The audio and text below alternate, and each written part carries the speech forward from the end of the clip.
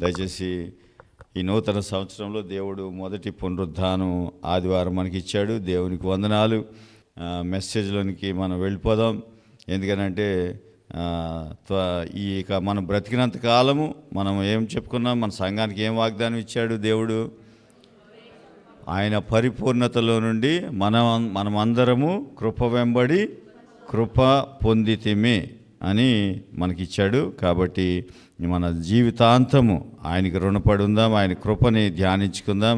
మరలా చెప్తున్నాను వినండి, అది సిద్ధాంతం కాదు, అదేదో ఆచారం కాదు, అదేదో డాక్టరీన్ అలాంటిది కాదు. కృప అంటే యేసు ప్రభువారు అంతే. ఇంకా వేరే మైండ్లో ఏం పెట్టుకోవద్దు. మీరు అనుకోవచ్చు చర్చిలో ఏదో కొత్తది తీసుకొచ్చారు అనుకుంటారేమో, ఆ కొత్తదేం కాదు. కృప అంటే యేసు ప్రభువారు. యేసు ప్రభువారి గురించే చెప్తాం. ఆయన గురించి చెబుతూ ఉంటే మన జీవితాల్లో మార్పు కలుగుతూ ఉంటుంది. కాబట్టి అందుకనే మనం యేసు ప్రభు గారు ఆయన గురించే మనం నేర్చుకుందాం. దయచేసి గమనించండి. నేను ఒక నిర్ణయం చేసుకున్నాను ఏంటంటే, మనకు వాగ్దానం ఇచ్చాడు కాబట్టి ఫస్ట్ మెసేజ్ స్టార్ట్ చేసే ముందుగానే దయచేసి గమనించిన కొన్ని విషయాలు నేను చెప్పి నెక్స్ట్ వీక్ నుంచి వేరేగా ఉంటుంది. ఈ వీక్ దయచేసి అసలు ఎందుకు ఈ కృప వెంబడి కృప పొందితిమే అంటే దీంట్లో ఏముంది అని మనం గమనిస్తే, ఇది ఆల్రెడీ కృప వెంబడి కృప పొందితిమే అన్నాడు. అంటే జరిగిపోయింది. నీ జీవితంలో నా జీవితంలో కూడా ఏ రోజైతే బాప్తిస్మం తీసుకుని యేసు ప్రభువుని మన నోటితో ఒప్పుకున్నామో ప్రభు అని నమ్మి ఆ రోజునే కృప వెంబడి కృపని నీ హృదయంలోనికి రిలీజ్ చేశాడు ఆయన.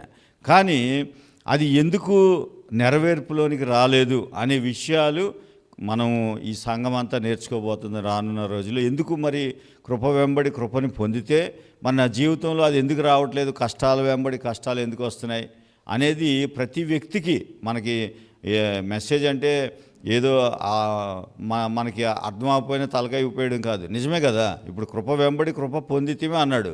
అయినా మన జీవితంలో ఇంకా అది చూడలేదు.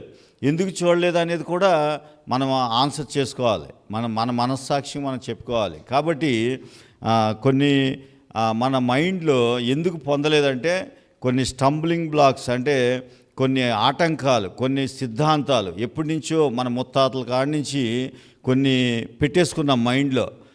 నా జీవితం ఇలా ఉంటే ఇలా ఉంటుంది, ఇలా చేస్తే ఇలా జరుగుతుంది, ఇలా అని ఏదో కొన్ని ఆ బ్లాక్స్ పెట్టుకున్నాం అన్నమాట. చూడండి, ఇప్పుడు ట్యాంక్ నుంచి వాటర్ ఉంది, మనకు సప్లై ఉంది, ఇక్కడ వరకు మనం హ్యాండ్ వాష్ చేసుకుంటాం. వాటర్ ఎప్పుడూ సప్లై రెడీగానే ఉంది. కానీ నువ్వు ఎప్పుడు వస్తాయి నీళ్లు చెప్పండి? నీళ్ళని ఎప్పుడు చూస్తావు నువ్వు? ట్యాప్ ఓపెన్ చేయగానే వాటర్ వస్తుంది. అంటే ఆల్రెడీ కృప వెంబడి కృప పొందితేమో, కానీ అది ఇంకా నీ జీవితంలో రాలేదంటే సమ్ స్టంబ్లింగ్ బ్లాక్ ఏదో ఉందన్నమాట. అంటే ఏదో ఆటంకము, ఏదో అడ్డంకి అంటాం కదా. చూడండి, కొన్నిసార్లు ట్యాప్ ఓపెన్ చేసిన నీళ్ళు రావు. ఎందుకని?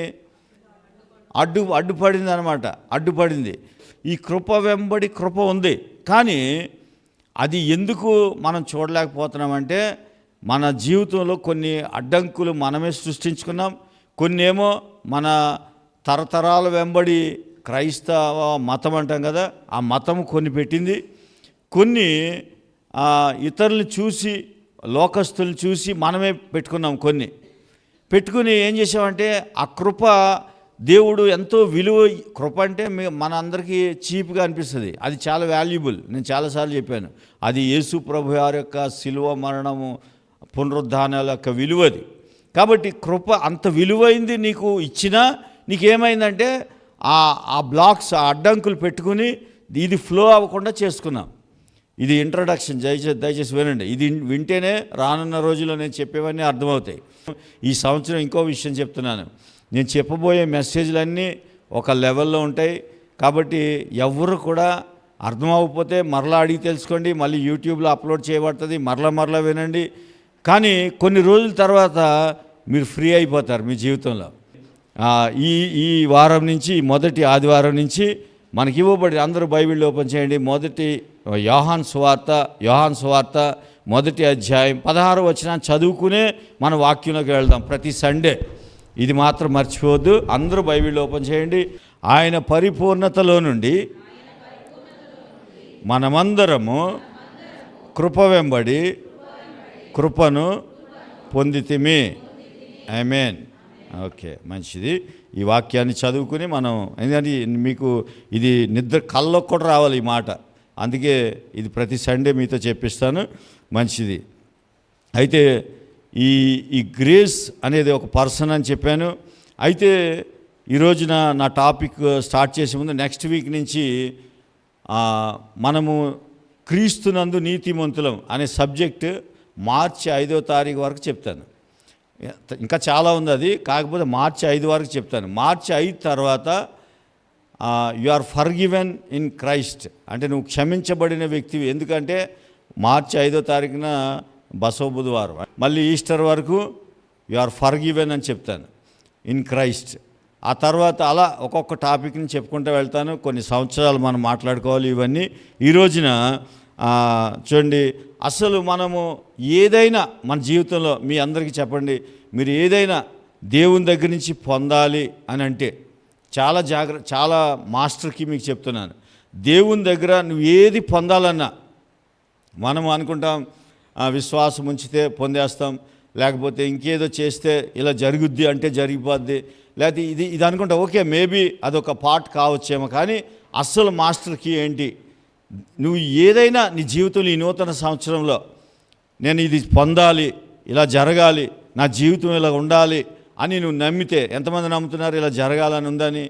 ఓకే, మంచిదే, నీకు ఒక ఆశయం, ఒక గోల్ ఉండడం మంచిదే. కానీ నీ జీవితంలో జరగాలి అని అంటే ఒక మాస్టర్ కీ ఉంది. అదేంటంటే చూడండి, 2వ పేతురు పత్రిక 1వ అధ్యాయం, మనకు తెలిసిన వచనమే, 3వ వచనం, 2వ వచనం ఎండ్, అదే 3వ వచనం అనుకోండి, 3వ వచనం చదవండి.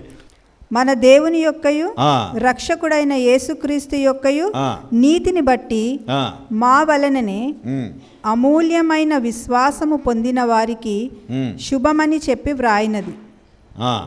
తన మహిమను బట్టి గుణాతిశయమును బట్టి మనలను పిలిచిన వాని గూర్చిన, చాలా అండర్లైన్ చేసుకోండి, మనలను పిలిచిన వాని గూర్చిన అనుభవ జ్ఞానము మూలముగా ఆయన దైవశక్తి జీవమునకును.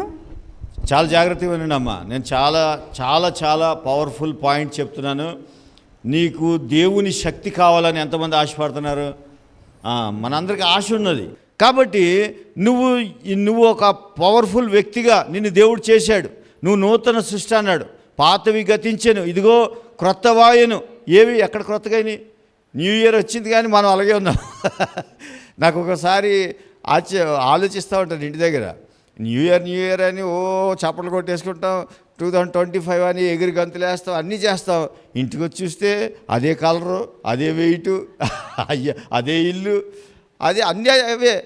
ఒకసారి ఆలోచన వస్తుంది అట్లా, ఎందుకు ప్రభువా ఇది ఏంటో న్యూ ఇయర్ అంటావు, అన్నీ అలాగే ఉన్నాయి కదా, మరి న్యూ ఇయర్ ఏమొచ్చింది మా జీవితంలో అంటే ఏమి రాలేదు, మనమే ఎగిరి గంతులు వేసాం అంతే. అందుకే నెక్స్ట్ ఇయర్కి ఏదో ఒకటి రావాలి. హల్లెలూయా, మీ జీవితంలో ఏదో ఒకటి రావాలి. ఆమేన్. దయచేసి గమనించండి, నీకు ఏది కావాలన్నా నీ జీవితంలో ఎవరినో అడగాల్సిన అవసరం నీకు లేదు, లేకపోతే ఎవరి కోసం ఎదురు చూపులు చూడాల్సిన అవసరం నీకు లేదు. ఈరోజున చాలా ప్రాముఖ్యమైన విషయం చెప్తున్నాను. నువ్వు యేసు ప్రభు గురించి వింటూ ఉంటే నీ జీవితంలో మార్పు మీద మార్పు అలా వచ్చేస్తూ ఉంటుంది. ఆత్మీయ ఆహారం కూడా విడిచిపెట్టకూడదు. అది కూడా కేవలం నువ్వు ఎందుకు రావాలంటే, యేసు ప్రభు అనే వ్యక్తి ఉన్నాడు, నిన్ను ప్రేమించే వ్యక్తి, నీ గురించి ఎదురు చూస్తూ ఉంటాడు. ఆ వ్యక్తిని గురించి వింటూ ఉంటే నీ జీవితంలో మార్పులు వచ్చేస్తూ ఉంటాయి. కొన్ని రోజులు విను, ఓపిక కావాలి మనకి. ఓర్పు ఉంటే దేవుడు నీ జీవితాన్ని బాగు చేసేస్తాడు. చూడండి, ఇప్పుడు ఏదైనా ఒక రాయి ఉంటుంది, రాయిని చూసినప్పుడు రాయే అది, కానీ ఒక శిల్పకారుని చేతిలో పడింది అనుకో, అది ఒక శిల్పి, ఇప్పుడు నా చేతిలో పడితే నేనేం చేస్తా, ఈ రాయి ఏంట్రా ఇక్కడ అడ్డంగా తీసి పడేయండి అంటాను. కానీ అది ఒక శిల్పికి దొరికింది అనుకో, వాడు ఏం చేస్తాడంటే ఆ రాయిని తీసి చక్కగా చెక్తాడు. ఒకరోజే చెక్కేస్తాడా? కొన్ని సంవత్సరాలు చెక్తే ఆ రాయి ఇంకా దాన్ని చూస్తే, అప్పుడు మనం తన్నేసిన వాళ్ళు అందరం వెళ్ళి ఏం చేస్తాం, దాన్ని చూడడానికి వెళ్తాం, అబ్బాయి ఏం చెక్కాడండి అంటాం. అంతకుముందు నీ దగ్గర లేదా? అది ఉంది, కానీ నీకు దాంట్లో ఏముందో నీకు తెలియదు కాబట్టి దాన్ని అవతల పడేసావు. తెలిసినోడు ఏం చేశాడంటే దాన్ని అందరూ చూసేలా చేశాడు. అలాగే మనలో చాలా ఉన్నాయి, కానీ మనకు తెలియదు. యేసు ప్రభువుకి తెలుసు నీలో ఏమున్నాయో. ఆయన దగ్గరికి వస్తే ఆయన చెక్తాడు నిన్ను. ఆయన నిన్ను విడిచిపెట్టాడు. ఆయన నిన్ను చెక్కి 10 మందికి ఉపయోగకరంగా చేస్తాడు. గట్టిగా చెప్పలు కొడదాం యేసయ్యకి. నా మెసేజ్ ఇంకా స్టార్ట్ చేయలేదు, ఎందుకంటే ఈ సంవత్సరం ఇంట్రడక్షన్ మీకు ఇస్తున్నాను. అందుకని the knowledge of Jesus Christ, ఆయన గురించిన నాలెడ్జ్ మాత్రమే నువ్వు సంపాదించాలి. ఇది నీకు దైవశక్తి, లైఫ్, తర్వాత స్పిరిచువల్ లైఫ్, ఈ 3 ఇస్తుంది. ఈ 3 వద్దంటే నీకు వస్తూ ఉంటాయి. ఇది ఒక అంటువ్యాధి లాంటిది అనమాట. ఆయన గురించి నేర్చుకుంటా ఉంటే ఆ 3 నిన్ను వెంబడిస్తూ ఉంటాయి. దయచేసి నేర్చుకోండి. దయచేసి ఈ వారం మాత్రం జస్ట్ ఇంట్రడక్షన్ లాగా చిన్న కృప వెంబడి కృపను, దేవుడు మనకి ఇచ్చిన వాగ్దానాన్ని, దాని గురించి చిన్న వాక్యాన్ని మీకు చెప్పి నేను ముగించేస్తాను. చూడండి, యోహాను సువార్తలో 43 నుంచి మనం చదివితే, యేసు ప్రభువారి దగ్గరికి ఒక్కొక్కరిగా శిష్యులు జాయిన్ అవుతూ ఉన్నారు. ఆయన సువార్తని స్టార్ట్ చేశాడు. అప్పుడే ఆయన గాస్పల్ ప్రీచ్ చేస్తూ ఉన్నాడు. ప్రీచ్ చేసేటప్పుడు యాక్చువల్గా అయితే 35 నుంచి కూడా మనం చూడొచ్చు. దాని గురించి వివరణ ఉంటుంది. ఏంటి వివరణ అంటే, అక్కడ యేసు ప్రభువారు అటు నడుచుకుంటూ వెళ్తున్నారు. అందరు గమనించినామా? నడుచుకుంటూ వెళ్తుంటే యోహాను, బాప్తిస్మం ఇచ్చి యోహాను యేసు ప్రభుని చూశారు. చూసి ఆయన చెప్పిన మాట ఏంటంటే, ఆయన యోహాను యేసు ప్రభుని చూడంగానే మనం ఏం చేస్తాం, న్యాచురల్గా అయితే ఏం చేస్తాం, ఒక వ్యక్తి మనకి కనబడ్డాడు అనుకోండి, వాడికంటే నేను ఎంత బెటరో చూసుకుంటాం. అవునా కదా? మనం సాధారణంగా జనరల్గా మనం చేసేది ఏంటి, వాడికంటే నేను ఒకవేళ నల్లగా తెల్లగా ఉన్నాడు అనుకో, నువ్వు ఎలా ఉన్నావో చూసుకుంటావు. ఫస్ట్ చూసేది అదే కలర్. తర్వాత ఆడు మన భాష కాదా చూసుకుంటాం. తర్వాత వాడికంటే నేను హైటా కాదా, ఆడ పుట్టాడు అనుకో, నేను పర్లేదు హైటే ఉన్నాను అనుకుంటావు. అంటే కంపేర్ చేసుకుని మనం ఏం చేస్తామంటే, వాడికంటే నేను ఎంత బెటరో గమనిస్తాం. కానీ బాప్తిస్మం ఇచ్చి యోహాను అది గమనించలేదు యేసు ప్రభులో. ఆయన వెంటనే ఫస్ట్ స్టేట్మెంట్ ఏమన్నాడంటే, ఇదిగో దేవుని గొర్రెపిల్ల. హల్లెలూయా. అంటే ఆయన చెప్పడమే యేసు ప్రభు నుంచి స్టార్ట్ చేశాడు. మనమైతే ఏం చేస్తామంటే మన నుంచి స్టార్ట్ చేసుకుంటాం. నేను ఫలానా, నేను ఇలా ఉంటాను, నా హ్యాబిట్స్ ఇవి, నేను ఇలా బ్రతుకుతాను, ఇది అంటే మన మైండ్లో ఇది ఒక స్టంబ్లింగ్ బ్లాక్. అంటే మన గురించి ఎక్కువ ఇన్ఫర్మేషన్ ఉంటుంది. కానీ యోహాను మైండ్లో ఏముందంటే, ఇదిగో దేవుని గొర్రెపిల్ల. ఎవరితో స్టార్ట్ చేశాడు? యేసు ప్రభుతో స్టార్ట్ చేశాడు. నీ లైఫ్ ఎప్పుడు కూడా ఆయనతో స్టార్ట్ చేయాలి. ఎవరికైనా చెప్తున్నప్పుడు, అక్కడ 2 శిష్యులు ఉన్నారు, బాప్తిస్మం ఇచ్చి యోహానికి 2 శిష్యులు ఉన్నారు. వాళ్ళకి చెప్తున్నాడు అన్నమాట. ఆయన యాక్చువల్గా అయితే చెప్పకూడదు, ఎందుకంటే చెబితే ఈయన విడిచిపెట్టి వెళ్ళిపోతారు వాళ్ళు. కానీ వెళ్ళిపోయినా పర్వాలేదు. ఆయన ఏం చేశాడంటే, ఇదిగో దేవుని గొర్రెపిల్ల ఇంట్రడ్యూస్ చేశాడు. అంటే నీ ఫోకస్ ఎప్పుడు యేసయ్య మీద ఉండాలి. యేసయ్య మీద ఉండి చెప్పాడు. చెప్పగానే నేను చెప్పినట్టుగానే ఉన్న 2 కాస్త ఊడిపోయారు. వాళ్ళు ఏం చేశారంటే యేసయ్యని వెంబడించారు. అక్కడ రాసింది, అతడు చెప్పిన మాట ఆ 2 శిష్యులు విని యేసుని వెంబడించి. చూడండి, యేసుని గురించి చెప్పాడు. యేసుని వెంబడించారా? బాప్తిస్మం ఇచ్చి యోహాన్ని వెంబడించారా? ఇప్పుడు నేను యేసుని గురించి చెబితే మీరు యేసునే వెంబడించాలి, నన్ను కాదు మీరు వెంబడించాల్సింది. అవునా కాదా? ఎప్పుడు కూడా ఈ స్థానంలో నేను నిలబడి చెప్పినా గౌరవించవచ్చు, అందులో తప్పులేదు. కానీ నన్ను ఫాలో అవ్వకూడదు. యోహాన్ని ఫాలో అవ్వలేదు వాళ్ళు. ఎవరిని ఫాలో అయ్యారు? యేసుని ఫాలో అవ్వగానే వాళ్ళు అక్కడ చాలా డిస్కషన్ జరుగుతుంది. ఏమంటే, అయ్యా నువ్వు ఎక్కడ నివసిస్తున్నావు అని అడిగితే, రబ్బీ అంటే బోధకుడా, నువ్వు ఎక్కడ నివసిస్తున్నావు అంటే, వచ్చి చూడుడి అన్నాడు. ఆయన కూడా మనమైతే వెంటనే అడ్రస్ చెప్పేస్తాం, మౌలాలీలో అండి, పలానా 2వ స్ట్రీట్లో ఆ 3వ ఫ్లోర్లో మా చర్చ్ ఉంటుందండి అంటాం. అసలు యేసు ప్రభువారు ఏమన్నారు? వచ్చి చూడుడి, నీ అనుభవం అయి ఉండాలని, నా నివాసము, నా ప్రతి మాట, నా ప్రతి విషయము నీ అనుభవం అయి ఉండాలి. యేసు ప్రభువారి కోరిక అది. అందుకే వచ్చి చూడుడు అంటే వాళ్ళు వెళ్ళి అక్కడ టైం కూడా రాశాడు. కొన్ని గంటలు రమారమి 4 గంటల వేళ ఆయన అంతవరకు ఆ నైట్ స్టే చేశారు. 4 గంటల వరకు ఆయనతో ఎన్నో నేర్చుకుని ఉంటారు. అవన్నీ రాయడానికి బైబిల్ సరిపోదు, అందుకని అవేమీ రాయలేదు. 4 గంటల వరకు అక్కడ ఉన్నారు. తర్వాత అంద్రేయ సీమోను యోహాను మాట విని వెంబడించిన వారు వాళ్ళిద్దరు అనమాట. అయితే ఆ అంద్రేయ సీమోన్ని వాళ్ళ బ్రదర్ని చూసి ఏమన్నాడు తెలుసా? ఆయన కూడా ఫస్ట్ వర్డ్ ఏంటో చూడండి, మేము మెస్సేయాను కనుగొంటిమి. అంతేగాని నీకు తెలుసా మేము 4 గంటల దాకా సార్తో ఉన్నాం, సార్ మాకు ఇన్ని విషయాలు చెప్పాడు, నువ్వే రాలేదు తెలుసా అంటే మన భాష ఎలా ఉంటుంది అంటే నువ్వే రాలేదు, నువ్వే పోగొట్టుకున్నావు, నువ్వు వేస్ట్ ఫెయిల్ అన్నట్టుగా మాట్లాడతాం. కానీ ఈయన అలాగనలేదు, మేము మెస్సేయాను కనుగొంటిమి. హల్లెలూయా.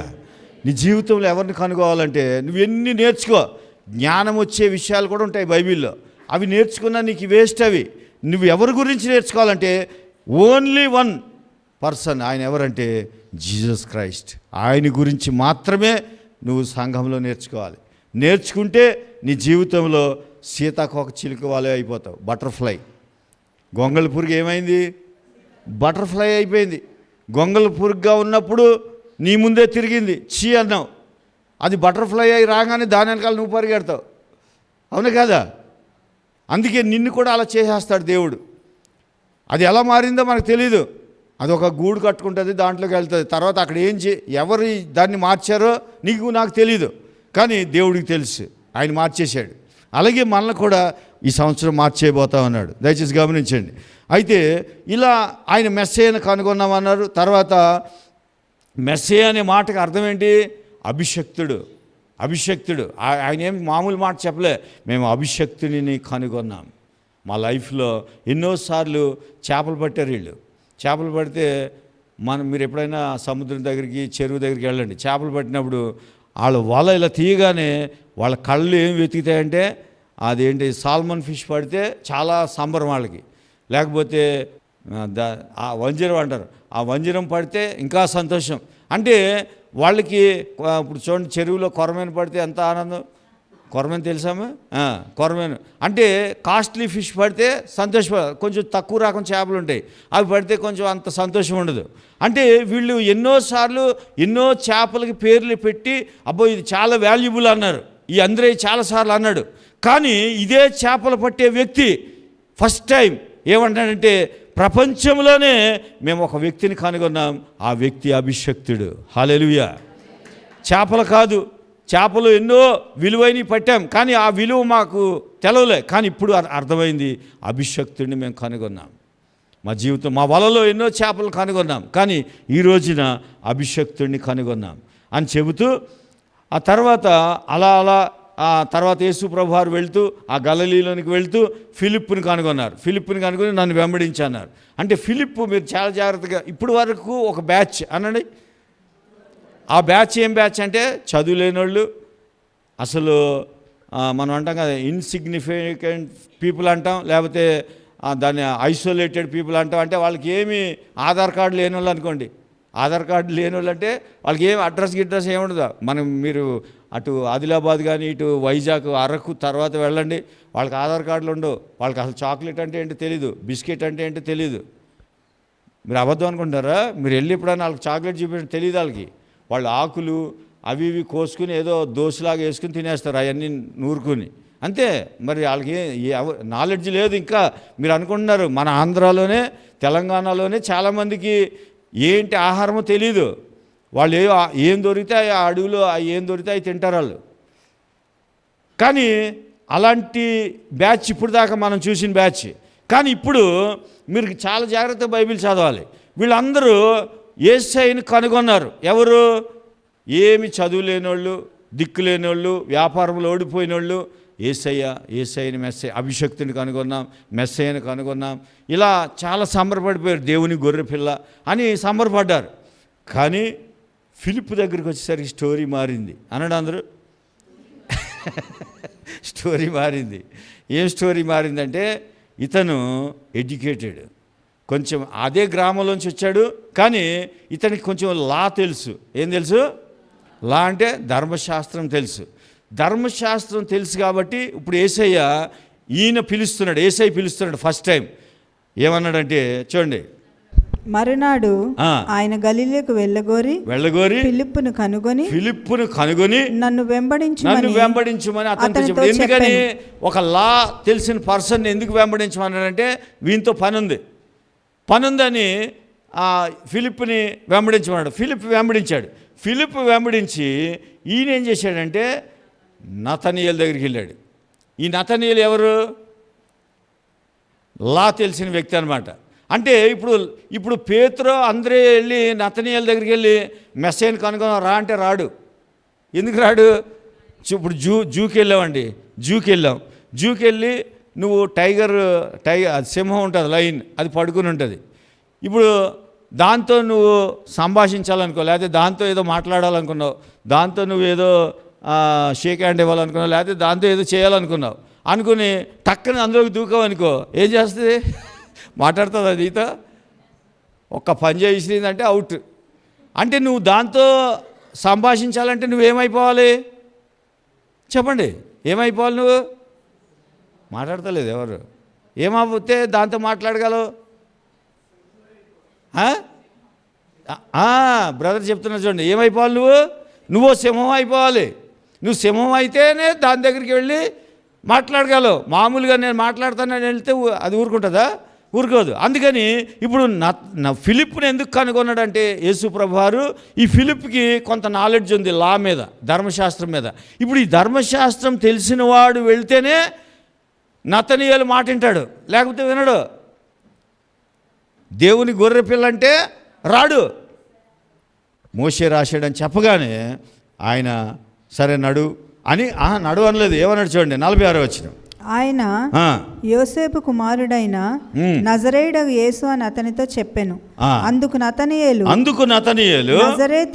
నజరేతులో నుండి మంచిదేదైనా రాగలదా అంటే నజరేత్ అనేది చూడండి. ఇప్పుడు ఈయన అభిప్రాయం, నతనీయేలు అభిప్రాయం ఏంటంటే యేసు ప్రభు ఎవరో తర్వాత సంగతి.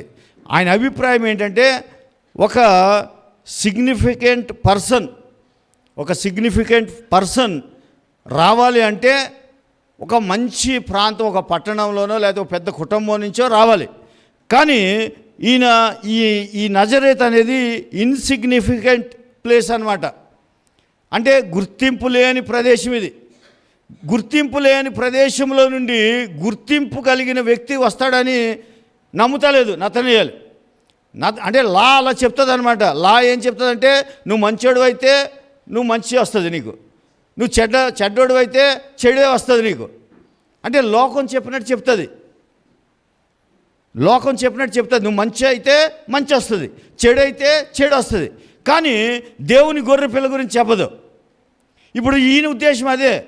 ఇప్పుడు ఈయన ఏంటంటే గుర్తింపు కలిగిన వ్యక్తి అయితే ఎక్కడి నుంచి రావాలా? మంచి కుటుంబం అయి ఉండాలా, మంచి పట్టణం అయి ఉండాలా, యెరూషలేము పట్టణం అయి ఉండాలా, లేకపోతే సంథింగ్. ఆయన అభిప్రాయం అదనమాట. ఎందుకంటే లా చదివాడు బాగా. అందుకని అలా రావాలి కదా. ఈ నజరేతులో నుండి ఈయన ఇంత గొప్ప వ్యక్తి, అభిషక్తుడు రావడం ఏంటి? ఇది జరిగే పని కాదు. అయినా మోషే రాశాడు అన్నావు కదా, సరే వెళ్ళొద్దాం అన్నాడు. చూసారా ఎంత తేడా వచ్చేసిందో.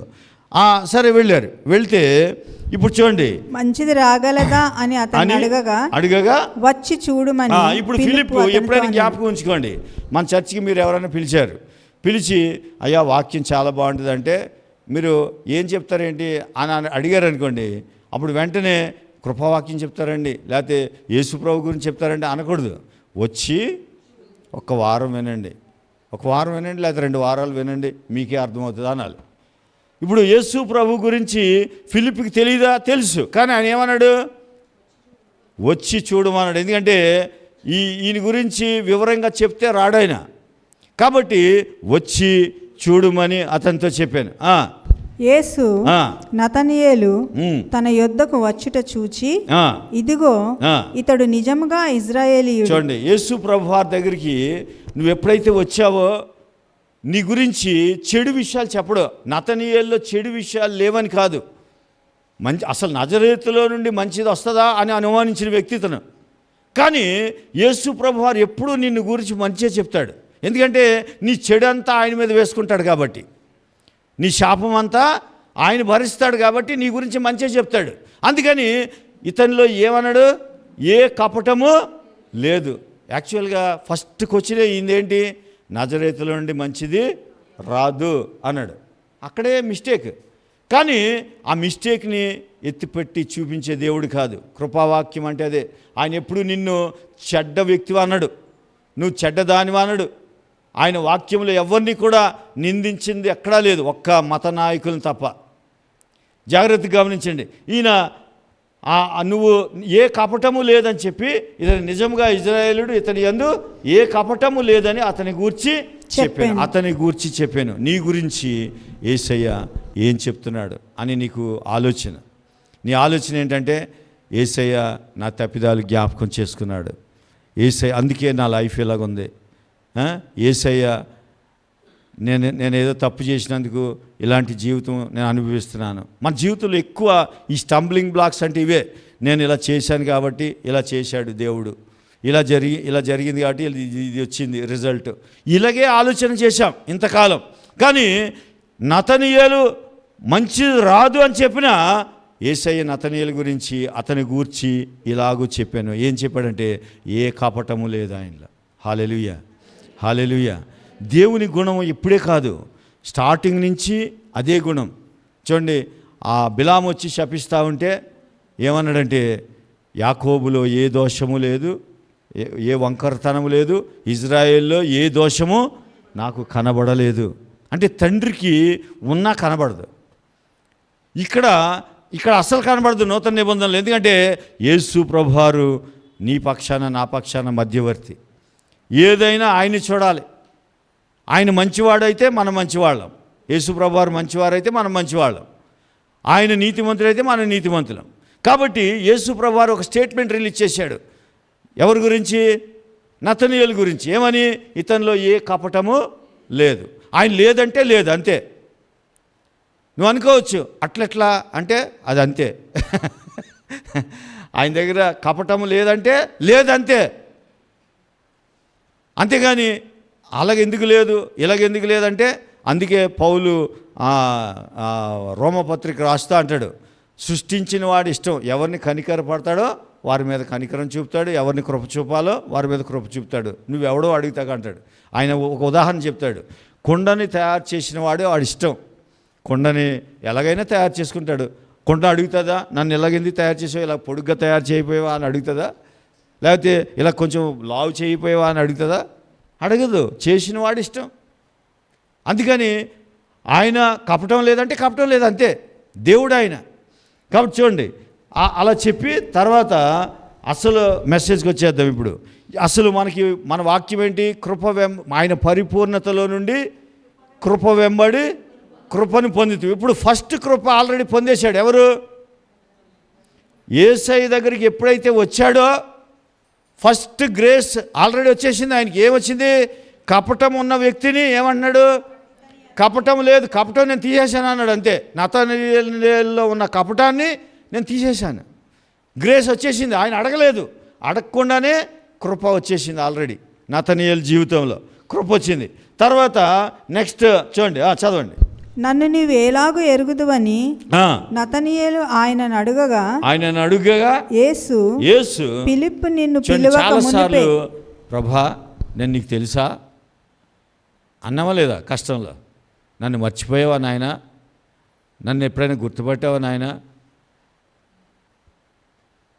నువ్వు నన్ను మర్చిపోయావు నాయన, నేను తప్పు చేశానని నన్ను వదిలిపెట్టేశావు నాయన, అంతేలే నాయన, ఏం చేయను మరి నా కర్మ అన్న రోజులు ఎన్నో ఉంటాయా లేదా? నా జీవితంలో కూడా ఉన్నాయి. నేను ఎన్నోసార్లు తిట్టాను, కష్టాల్లో తిడతాం. కానీ తండ్రి కాబట్టి ఓర్చుకుంటాడు ఆయన. అదే ధర్మశాస్త్రంలో ఉంటే నేను తిట్టినందుకు అప్పుడే రాలిపోదును. ధర్మశాస్త్రంలో ఉంటే, కృపలో ఉన్నా కాబట్టి ఆయన కపటం ఉన్నా ఏమన్నాడు? ఏ కపటము లేదన్నాడు. ఆయన లేదంటే లేదంతే. చూడండి, ఏ కపటం లేదు. తర్వాత ఇప్పుడు నువ్వు నన్ను ఎరుగుదువా అడుగుతున్నాడు. నీలో ఏ కపటం లేదన్నా కూడా డౌట్ పడుతున్నాడు. ఎవరు? నతనీయేలు డౌట్ పడుతున్నాడు. ఏమని? నీవు ఎలాగో నువ్వు నన్ను అసలు నా సంగతి నీకు ఏం తెలుసని కపటం లేదన్న. ఇప్పుడు అసలు మన లైఫ్ నాకు ఒకసారి నవ్వొస్తుంది. బ్లెస్ చేసినా దాన్ని కూడా ప్రశ్నిస్తాము. అసలు నాలో ఏముందని నువ్వు బ్లెస్ చేసావు, ఎందుకు వచ్చింది ఇది?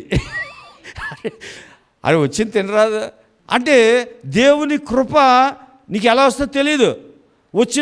మనకి ఏంటంటే అది తీసుకోవడానికి కూడా ఇబ్బంది. అడు ఎలా పాస్ అయ్యాడు అట్లెట్లా అంటే అది మరి దానికి ఈ దేవుడు కూడా సమాధానం చెప్పలేడు. కృప చూపించాడు.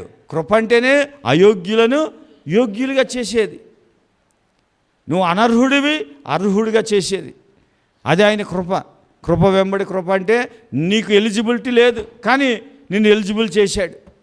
ఇప్పుడు ఈయన చూడండి, ఏ కపటం లేదంటే అట్లెట్లా నా గురించి నీకేం తెలుసా అంటున్నాడు యేసు ప్రభుని. సృష్టికర్తని పట్టుకుని ఏమంటున్నాడంటే అసలు ఈయన్ని పుట్టించింది ఎవరు? యేసు ప్రభు వారు. ఆయనలో కపటం ఉంది, అయినా నీలో ఏ కపటం లేదంటే నా గురించి నీకు ఏం తెలుసా అంటే కపటం కలిగినోడే. అందుకే అంటున్నాడు నాలో కపటం ఉంటే ఈయన ఏం తెలుసని నా గురించి కపటం లేదంటాడు. ఇప్పుడు అసలు కపటం లేదంటే సంతోషపడాలి. అయ్యో నాలో ఇన్ని ఉన్నా కూడా యేసయ్య నన్ను చాలా మెచ్చుకున్నాడే, పక్కనే ఫిలిప్ ఉన్నాడు, ఆయన ముందు నా ఇజ్జత్ కాపాడిండు అనుకోవాలి. అవును కదా? అట్లా అంటలేదు. నా గురించి నీకేం తెలుసని నా గురించి నీకేం తెలుసా అంటున్నాడు. అంటుంటే అప్పుడు యేసు ప్రభు వారు ఏమంటున్నాడు చూడండి. యేసు ఫిలిప్పు నిన్ను పిలవక మునిపే నీవు ఆ అంజూరపు చెట్టు క్రింద ఉన్నప్పుడే. మనం అనుకుంటున్నాం ఎవరో పిలిస్తే ఏదో చేస్తే ఏదో జరిగితే ఇక్కడికి వచ్చావు అనుకుంటున్నాం. యేసు నిన్ను ముందే పిలిచాడు ఇక్కడికి. హల్లెలూయా, హల్లెలూయా. యేసు ప్రభువారు ఆ ఫిలిప్పు నిన్ను పిలవక ముందే నేను చూశాను. ఎక్కడంటే అంజూరపు చెట్టు క్రింద ఉన్నప్పుడే నిన్ను చూచి తినే అని అతనితో చెప్పాను. నువ్వు నేను చాలాసార్లు బాధపడతాం, కన్నీరు కారుస్తాం. అయ్యో యేసయ్య నన్ను మర్చిపోయావా, నేను గుర్తుకు రాలేదా, నన్ను ఎందుకు మర్చిపోయాను ఆయన, నేను ఎవరిని ప్రభా అని ఎన్నోసార్లు ప్రశ్నిస్తూ ఉంటాం.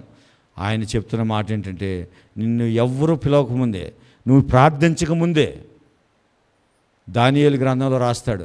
దానియేలు ప్రార్థన కూర్చుంటాడు, అక్కడ దేవదూత వచ్చి ఒక సమాధానం చెప్తుంది. ఏమనంటే నువ్వు ప్రార్థించడానికి కూర్చోనక మునిపే నన్ను రెడీ చేసాడు వెళ్ళమని నీ దగ్గరికి.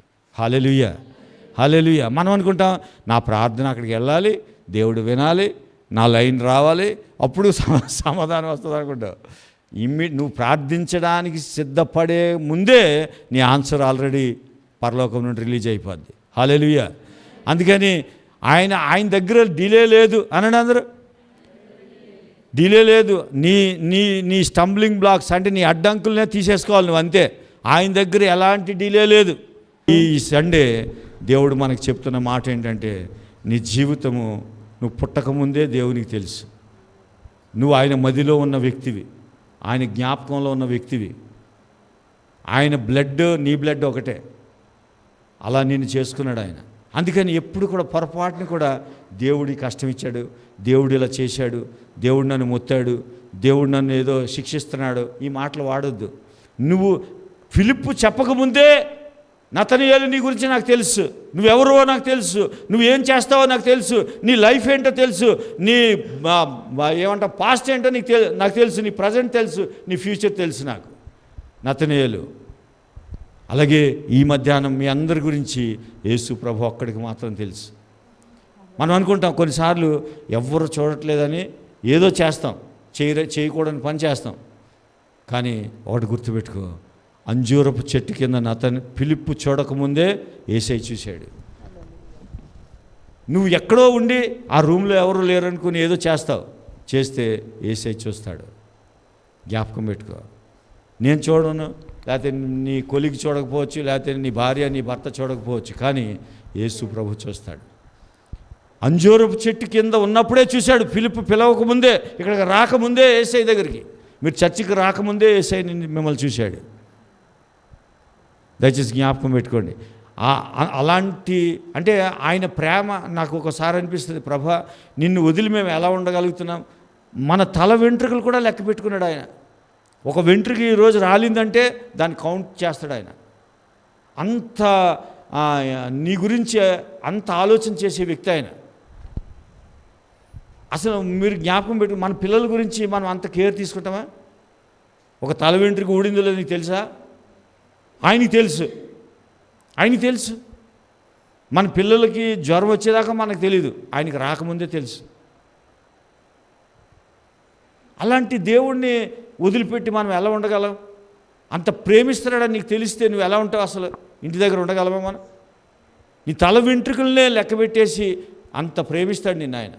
ఆ ప్రేమ నీకు అర్థమైతే నీ సమస్యలు దాని ముందు మనల్ని ఏం చేయలేవయి. ఆయన ప్రేమ ముందు అవన్నీ నిలబడవు. అలాంటి దేవుడు. దయచేసి గమనించండి. అంజూరపు చెట్టు కింద ఉన్నప్పుడే నిన్ను చూచితినని అతనితో చెప్పాను. అప్పుడు నతనయేలు బోధకుడా నీవు దేవుని కుమారుడు. చూడండి, ఇప్పుడు కృప వెంబడి కృప వచ్చింది. ఫస్ట్ కృప ఏమొచ్చింది? కపటం కలిగిన వాడిని కపటం తీసేశాడు, కృప వచ్చింది. ఆయన తీయమని అడగలే. రెండోది, నన్ను గురించి నీకు తెలియదు అన్నాడు, అయినా నువ్వు నాకు తెలుసు అని చెప్పాడు. కృప వచ్చింది. కృప వచ్చిందా లేదా? కృప వెంబడి కృప వచ్చింది. మళ్ళీ చూడండి, మళ్ళీ ఏమొచ్చింది?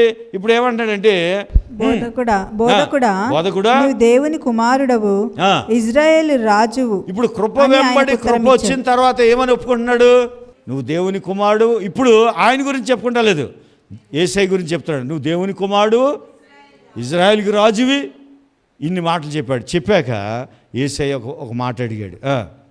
అందుకు యేసు ఆ అంజూరపు చెట్టు కింద నిన్ను చూచితినని నేను చెప్పినందువలన నీవు నమ్ముచున్నావా? ఫస్ట్ ప్రశ్న. అసలు ప్రశ్నలు అడగడు యేసు ప్రభువారు, కానీ ఒక డౌట్ క్లారిఫికేషన్ కోసం అడిగాడు. అయ్యా, నువ్వు ఎందుకని నమ్మావు? అంజూరపు చెట్టు కింద చూశానని చెప్పినందుకు నన్ను నమ్మావా, లేకపోతే నిజంగా నేను దేవుని కుమారుడని నమ్మావా? చూడండి, చాలాసార్లు చాలామంది అద్భుతం జరిగితే నమ్ముతామంటారు. యాక్చువల్గా యేసయ్యకి ఎలా కావాలంటే యేసయ్య దేవుని కుమారుడని నమ్మాలి నువ్వు, అంతే. నువ్వు ఆయన కుమారుడని నమ్మాలి. నేను మీ అందరికీ ఒక మాట చెప్తున్నాను, అంటే నా విశ్వాసాన్ని బట్టి నేను చెప్తున్నాను. నువ్వు ఎలా ఉండాలంటే యేసయ్య దగ్గర, ప్రభా నువ్వు నాకు కార్యము చేసినా చెయ్యకపోయినా నేను ఈ భూమి మీద ఉన్నంత కాలము నీవే నా రక్షకుడు, నీవే నా దేవుడు. అలాంటి తీర్మానం చేసుకోవాలి. ఎప్పుడు కూడా నీ వ్యాధి తగ్గినా తగ్గకపోయినా, నీ ఆర్థిక ఇబ్బందులు సరిచేసినా సరిచేయకపోయినా, ఏది ఏమైనా, అందుకే పౌలు ఫిలిప్పీ పత్రికలో ఒక మాట అంటాడు చూడండి, అలాంటి తీర్మానం చేసుకోవాలి. 4వ అధ్యాయం 10వ వచనం నుంచి చదవండి, 11వ వచనం నుంచి చదవాలి. నాకు కొదువ కలిగినందున నేను ఇలాగు చెప్పుటలేదు. అంటే పౌలు గారికి కొదువ కలిగినందున నేను ఇలాగూ చెప్పుటలేదు. నేను ఏ స్థితిలో ఉన్నా అంటే నీ తీర్మానం యేసు ప్రభు దగ్గర ఎలా ఉండాలంటే, నేను ఏ స్థితిలో ఉన్నా ఆ స్థితిలో సంతృప్తి కలిగి ఉండ నేర్చుకొని ఉన్నాను. ప్రాక్టీస్ చేసాడంట. అంటే యేసయ్యని విడిచిపెట్టకూడదు అంటే సాతాను నిన్ను డౌట్ పడనివ్వకూడదు యేసయ్య మీద. అందుకని ఎలాంటి తీర్మానం చేసుకున్నాడంటే ప్రాక్టీస్ చేశాడు కొన్ని దినాలు. చూడండి, ఇప్పుడు మీ ఇంటికి వెళ్తాకి మీరు గూగుల్ మ్యాప్ ఆన్ చేసుకుంటారా? చెప్పడవా? ఆన్ చేసుకోరు. ఎందుకంటే మీకు ఏమైంది? అది ప్రాక్టీస్ అయిపోయింది. మీరు అసలు ఫోన్ మాట్లాడుకుంటానే ఇలా తిరిగి ఇటు తిరగాలనుకో, ఇలా తిరిగి మళ్ళీ ఇలాగ వెళ్ళిపోయి మళ్ళీ అక్కడి నుంచి అలాగే వెళ్ళిపోయి ఇంటికి వెళ్ళిపోతారు. డోర్లోకి వెళ్ళిపోయి డోర్ దగ్గర కూడా ఇలా చెవి దగ్గర ఇలా పెట్టుకుని ఫోను ఇలా అంటే ఎంత ప్రాక్టీస్ చేశారు ఇంటికి వెళ్ళడానికి? చాలా కాలం నుంచి వెళ్తున్నారు. కాబట్టి మీరు ఆటోమేటిక్గా ఏమయ్యారు? అసలు మీరు నీ ఇంటికి వెళ్ళడానికి ఏ రోడ్లు వెళ్ళాలి ఏం ఆలోచించవసరం లేదు. కొత్తోడి ఇంటికి అయితే గూగుల్ మ్యాప్ కావాలి, నీ ఇంటికి వెళ్తాక నువ్వు గూగుల్ మ్యాప్ అవసరం లేదు. అలాగే యేసయ్యతో నీకు పరిచయం ఎలా ఉండాలంటే, ఎప్పుడైనా సరే నీకు ఏదైనా వ్యాధి వచ్చిందా, యేసయ్య నీ గాయములేని దెబ్బల చేత స్వస్థత పొందుతాను అనకూడదు, పొంది తిని అని అప్పుడు ఏం ట్యాబ్లెట్ వేసుకోవాలి అనుకుంటే నీకు ఆలోచన పుట్టించేస్తాడు దేవుడు. చూడండి, ఇప్పుడు ఈయన ప్రాక్టీస్ చేశాడు పౌలు గారు. ఏమని? నేను ఏ స్థితిలో ఉన్నా ఆ స్థితిలో సంతృప్తిగా ఉంటాను, సాటిస్ఫాక్షన్గా ఉంటాను. తర్వాత దీనస్థితి తెలుసు. అంటే దీనస్థితి అంటే తిండి లేని రోజులు తెలుసు, ఆకలిగా ఉన్న రోజులు తెలుసు నాకు. అప్పుడు కూడా యేసు ప్రభు నా రక్షకుడు. సంపన్న స్థితిలో చూడండి, సంపన్న స్థితి అంటే డబ్బులున్న స్థితి తెలుసు, బిర్యానీ తిన్న ఆ స్థితి తెలుసు. అప్పుడు కూడా యేసు ప్రభు నా రక్షకుడు. ప్రతి విషయంలోను ప్రతి విషయంలో అన్ని కార్యములోను అన్ని కార్యములలో కడుపు నిండి కడుపు ఉండుటకును నిండుట తెలుసు, ఆకలి ఆకలి కొనడం తెలుసు, ఉండుటకును సమృద్ధి కలిగి ఉండుటకును సమృద్ధి కలిగి ఉండడం తెలుసు. అన్ని ప్రాక్టీస్ చేశాను నేను. ఎందుకు ప్రాక్టీస్ చేశానంటే యేసు ప్రభు ఒక్కడే నా రక్షకుడిగా ఉండాలి. హల్లెలూయా. గట్టిగా చేపలు కొడదాం యేసయ్యకి. ఆయన తప్ప ఆ దీన స్థితి అంటే ఆకలిగా ఉన్న స్థితి యేసు నా రక్షకుడు కాదని చెప్పడానికి వీల్లేదు. అలా ప్రాక్టీస్ చేశాడు. అప్పులు ఉన్నాయా? ఆ అప్పులు యేసుని నీ నుంచి దూరం చేయకూడదు. అలా ప్రాక్టీస్ చేశాడు ఆయన. ఆకలి ప్రాక్టీస్ చేశాడు. బిర్యానీ తినడం ప్రాక్టీస్ చేశాడు. అన్నీ తెలుసు ఆయనకి. అన్నిట్లో ఒక తీర్మానం చేసుకున్నాడు ఏంటంటే, ఏ స్థితిలో ఉన్నా నువ్వే నా రక్షకుడివి, నీవే నా దేవుడవు. ఆ తీర్మానం చేసుకుంటే సాతాను నిన్ను ఎప్పుడు శోధించదు, అసలు నీ దగ్గరికి రాదు. ఎందుకంటే నువ్వు అన్ని స్టేట్మెంట్లు నువ్వే చెప్పేశావు. ఇంకా ఎందుకు వస్తుంది నీ దగ్గరికి? నీకు వ్యాధి వచ్చినా ఆయనే దేవుడు, వ్యాధి రాకపోయినా ఆయనే దేవుడు అన్నావు అనుకో, సాతాను ఏం చేస్తుంది వచ్చి? ఇప్పుడు వ్యాధి వస్తే అట్లట్లా ఆయన దేవుడు అన్నావు అనుకో, అప్పుడు వస్తుంది అది వచ్చి, అవును నీకు నిజంగా దేవుడు నిన్ను ప్రేమిస్తే నీకు ఎందుకు వస్తుంది ఇట్లా అంటది.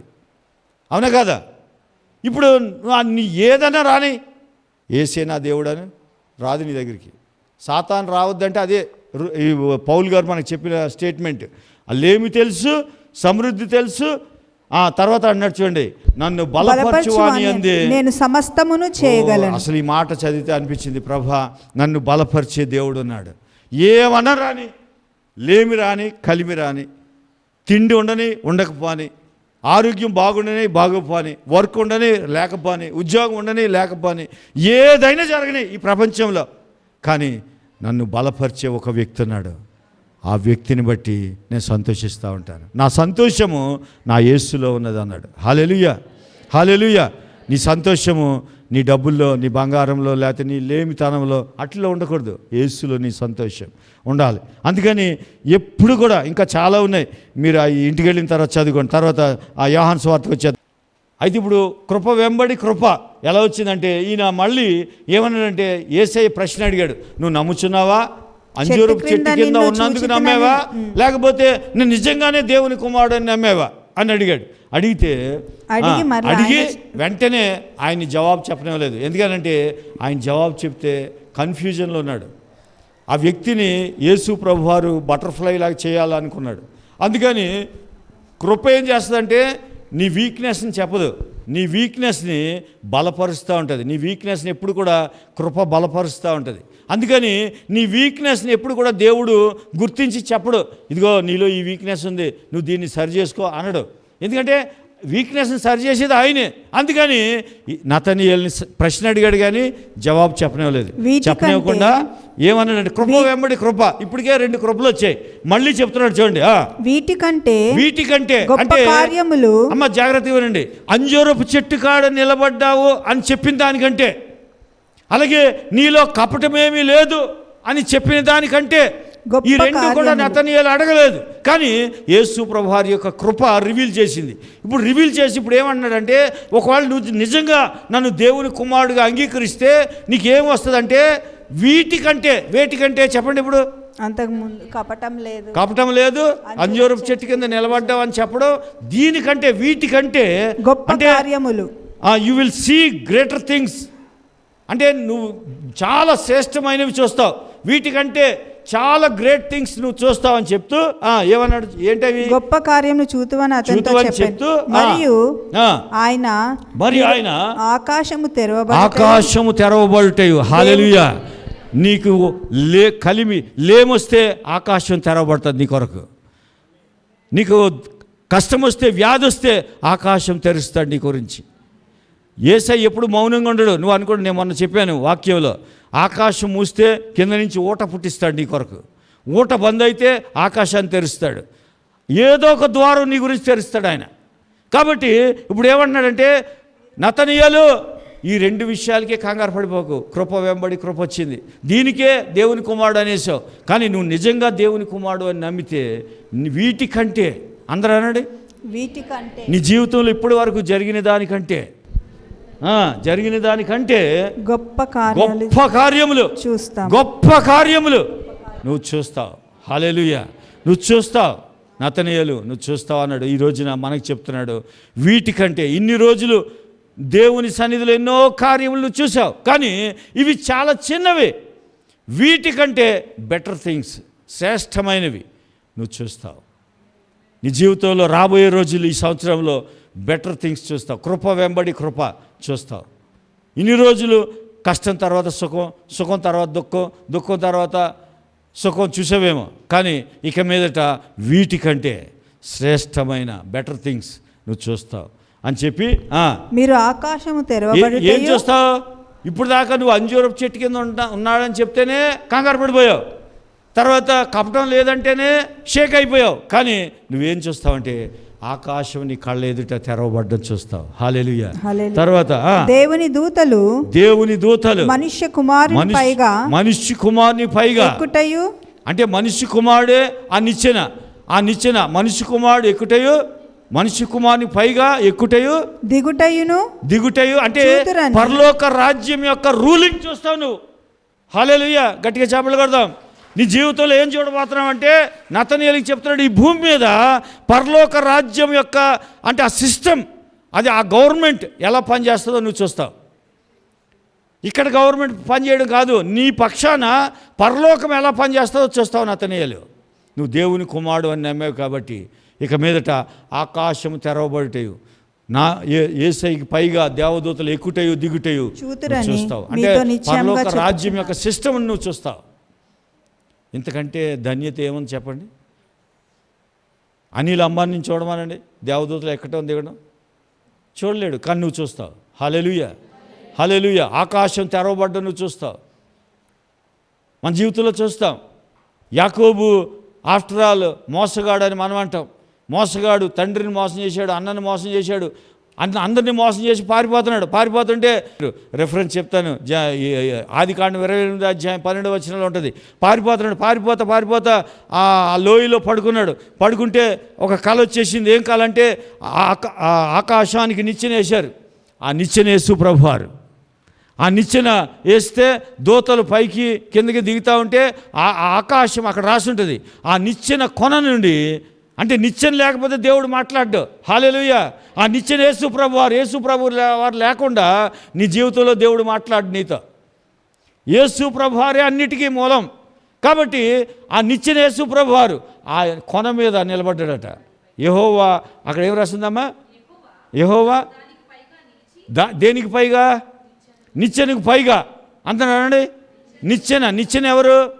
యేసు ప్రభు వారు. దానికి పైగా నిలవబడి దేవుడు మాట్లాడుతున్నాడు. ఏమని? మనం ఎవరు అంటే ఆయన రక్తార్జితం. మనం ఏమంటాం? నా చెమటార్జితం అంటాం మన పిల్లల్ని. మనం అలాగే అంటాం, అరే నీకు గుర్తు రాలేదురా, ఈ మాత్రం అది కూడా గుర్తు రాలేదా అంటాం. అసలు ఒక్క మాట మాట్లాడలే. ఎప్పుడైతే నిచ్చెన ఉందో, ఎప్పుడైతే యేసు ప్రభు వారు నీ జీవితంలో ఉంటాడో, తండ్రి నిన్ను దోషి అనడు. ఆయన ఏమన్నాడంటే ఏం రాశాడమ్మా?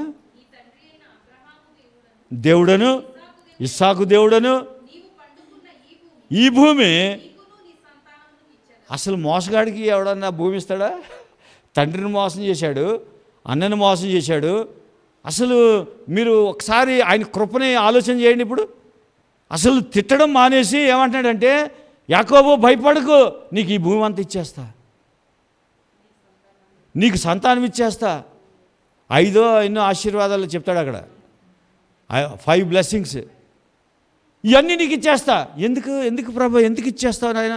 దేనికి, ఏం చేశాను నాయన నేనంటే, ఏమీ చేయలేదు కాబట్టి ఇచ్చేస్తాను అంటున్నాడు. నువ్వు మోసం చేశాను నాయన, నేను మంచివాడిని కాదు, నాకు ఇస్తే అమ్మేస్తాను నాయన, అమ్మేసి నేను మళ్ళీ మోసం చేసేస్తాను నాయన అంటే, నువ్వేమైనా చేసుకో, నీకు ఇచ్చేస్తాను నేను. ఎందుకు ఇచ్చేస్తానంటే, నీ మీద నుంచి ఒక నిచ్చెన ఉంది. హల్లెలూయా. ఆ నిచ్చెన్ని బట్టి నీకు ఇచ్చేస్తా. హల్లెలూయా. ఆ నిచ్చెన యేసు ప్రభువారు. నీ జీవితంలో ఆ నిచ్చెన ఉంటే దేవుడు నిన్నేమి చూడ్డు, నీకు ఇస్తూనే ఉంటాడు, నువ్వు తీసుకుంటూనే ఉంటావు. నేను ఆలోచన చేశాను, ప్రభా యాకోబుకి ఎందుకు ఇస్తావు నాయన? ఆయన పశ్చాత్తాపరాధం చేయలేదు, ఆయన నిన్ను నమ్ముకోలేదు, ఆయన నీ గురించి ఒక్క మాట కూడా చెప్పలేదు, నీకు వ్యతిరేకంగా మోసం చేశాడు, భూమి కొట్టేశాడు, ఆశీర్వాదం కొట్టేశాడు, నాన్నను మోసం చేశాడు, అన్నను మోసం చేశాడు, అన్నీ చేశాడు కదా ఆయన, నువ్వు ఎందుకు ఇస్తావు నాయన అంటే, నేను ఎందుకు ఇస్తానంటే ఒక నిచ్చెన వేయబడింది యాకోబుకి నాకు మధ్యన. ఆ నిచ్చెన నా ప్రియ కుమారుడైన యేసు ప్రభువారు. ఆయన అంగీకరించిన ఆయన ఆ నిచ్చెన ఎవరి మీదకి కనెక్ట్ అయి ఉంటే వారికి నా ఆశీర్వాదాలు వస్తూనే ఉంటాయి. హల్లెలూయా. ఆ బ్లెస్సింగ్స్కి క్వాలిఫికేషన్ ఏంటంటే నిచ్చెన. ఆ నిచ్చెన యేసు ప్రభువారు.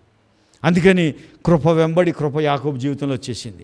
ఇప్పుడు నతనీయేలు జీవితంలో ధర్మశాస్త్ర సంబంధి, ఆయన మోసగాడు, ఈయన ధర్మశాస్త్ర సంబంధి, రూల్స్ రెగ్యులేషన్స్, అలాంటి వ్యక్తికి బ్లెస్సింగ్కి అనర్హుడు. కానీ కృప వెంబడి కృప వచ్చేస్తుంది. ఎందుకంటే నువ్వు దేవుని కుమారుడు అని చెప్పాడు. ఆ ఒక్క మాటకి ఆశీర్వాదం వెంబడి ఆశీర్వాదం. అంతే, వేరే ఏమి చూడ్డ దేవుడు. ఎందుకంటే ఆ నిచ్చెన ఉంటే చాలు, ఆ యేసు ప్రభు ఉంటే చాలు నీ జీవితంలో. ఆయనని కుమారుడుగా అంగీకరిస్తే చాలు. అంగీకరిస్తే కృప వెంబడి కృప. ఆకాశం తెరవబట్టయు, దేవుని దూతలు మనిషిని కుమారునికి పైగా ఎక్కుటయు దిగుటయు చూతురని మీతో నిశ్చయముగా. అంటే ఇందులో నీకు డౌట్ పడ్డానికి పాయింట్ 1 కూడా ఆస్కారమే లేదు. నిశ్చయముగా నీతో చెప్పుచున్నాను. నతనీయేలు నీ జీవితంలో దేవుని కుమారుడు అన్నందుకు కృప వెంబడి కృప. అనకముందే కృప వచ్చింది, కృప వచ్చాక అన్నాడు, అన్నాక మరింత కృప, వీటికంటే శ్రేష్టమైనవి. కృప వెంబడి కృప, కృప వెంబడి కృప. ఆకాశం తెరవబడ్డం, దూతలు రావడం వెళ్ళడం అన్నీ చూస్తాను. నీ జీవితం ధన్యమైపోయింది పో అన్నాడు. బ్లెస్డ్. అందుకని దయచేసి నేను ముగిస్తా ఉన్నాను. మీరు ఇంటి దగ్గర చదువుకోండి, ఇవన్నీ రాసుకుని కృప వెంబడి కృప పొందే వ్యక్తులు ఎవరంటే యేసు ప్రభు నిచ్చెనగా ఉండే వ్యక్తులు. ఆయన దేవుని కుమారుడని నమ్మిన ప్రతి వ్యక్తి కృప వెంబడి కృపను పొందుతాడు. కాబట్టి నెక్స్ట్ వీక్ నుంచి, ఈ వారము జస్ట్ మీకు ఇంట్రడక్షన్ చేశాను. నెక్స్ట్ వీక్ నుంచి నువ్వు క్రీస్తులో ఎలా నీతిమంతుడవు, ఈ టాపిక్ March 5th వరకు చెప్తాను. అది నోట్బుక్ పెట్టుకొని రాసుకోండి. నీకు ఎందుకు చెప్తున్నా అంటే నీ మైండ్లో ఉన్న ఆ అడ్డంకులన్నీ తీసేస్తే ఆ కృప నీ హృదయంలో ప్రవహిస్తూ ఉంటుంది. జీవజల నదులు నీ కడుపులోంచి వస్తాయి. హల్లెలూయా. అవి రావడానికే యేసులో నువ్వు ఏమై ఉన్నావో వచ్చే వారం నుంచి కంటిన్యూ చేస్తాను.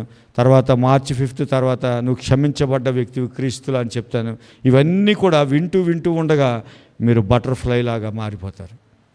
పక్షిరాజు యవనం వలె మీ యవనము కొత్తదైపోద్ది. అలాంటి దీవెనతో దేవుడు మిమ్మల్ని నింపునుగాక. కానీ అన్నిటికీ మాస్టర్కి ఏంటి? The knowledge of Jesus Christ. యేసుని గురించి వినడం. ఇంకా ప్రాముఖ్యమైన విషయం ఏంటంటే 4th Saturday, ఆ రోజు మీ క్యాలెండర్లో మార్క్ చేసి పెట్టుకోండి. ఆ రోజు గ్రేస్ అపాన్ గ్రేస్ అనే ఒక సెమినార్ ఉంటుంది. 10 to 1:30 వరకు ఉంటుంది. 1:30కి భోజనాలు ఉంటాయి. ఆ రోజుని చాలామంది మార్పు జరుగుతుంది, చాలా గొప్ప మార్పులు జరుగుతాయి. అసలు ఆ మెసేజ్ వింటే మీ జీవితంలో మీరు ఎన్నో వినని విషయాలు చెప్తాను మీకు. ఆ రోజు తప్పకుండా ఎవరు మిస్ అవ్వకుండా రండి. వీలైతే ఒక బుక్, పెన్ తెచ్చుకోండి, బైబిల్ తెచ్చుకోండి. అవి రాసుకోవాలి మీరు. ఎందుకంటే అసలు మీకు చర్చి ఇన్ని రోజులు దాచేసింది. అవన్నీ రివీల్ చేస్తాను ఆ రోజు.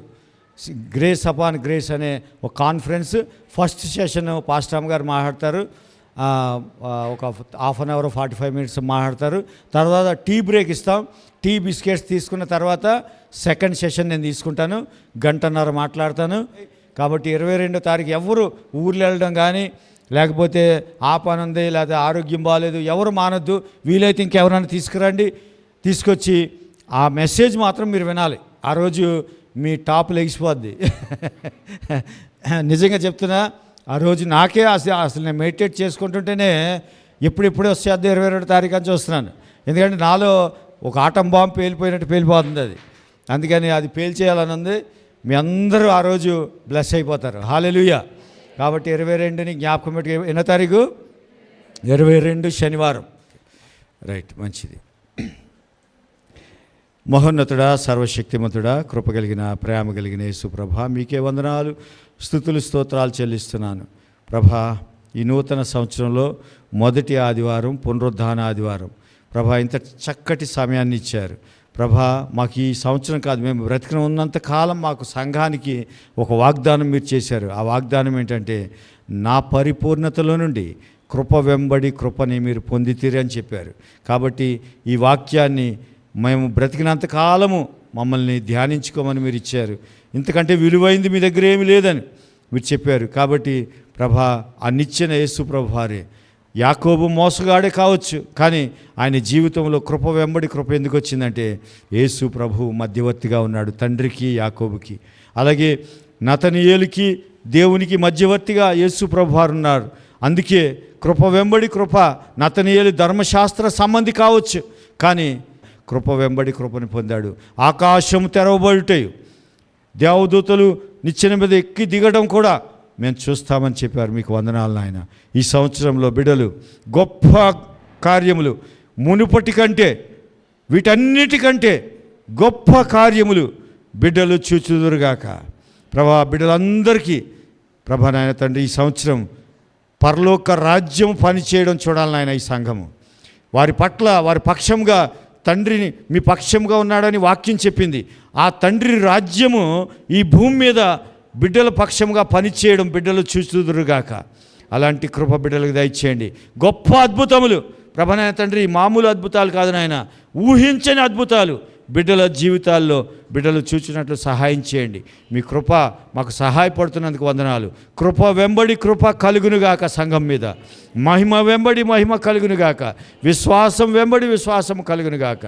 ప్రభు బిడ్డలందరినీ దీవించి ఆశీర్వదించి ప్రభా నాయన ఇంటికి వెళ్ళేటప్పుడు మార్గంలో తోడునీడుగా ఉండమని బిడ్డలందరినీ మీ ప్రేమ గల దయగల కృప కలిగిన గాయపడిన నమ్మకం కలిగిన చేతులకు అప్పగించుకుంటూ ఈ చిన్ని ప్రార్థన మన ప్రభువును రక్షకుడైన యేసుక్రీస్తు వారి నామములో అడిగి వేడుకొంచున్నాను తండ్రి, ఆమేన్.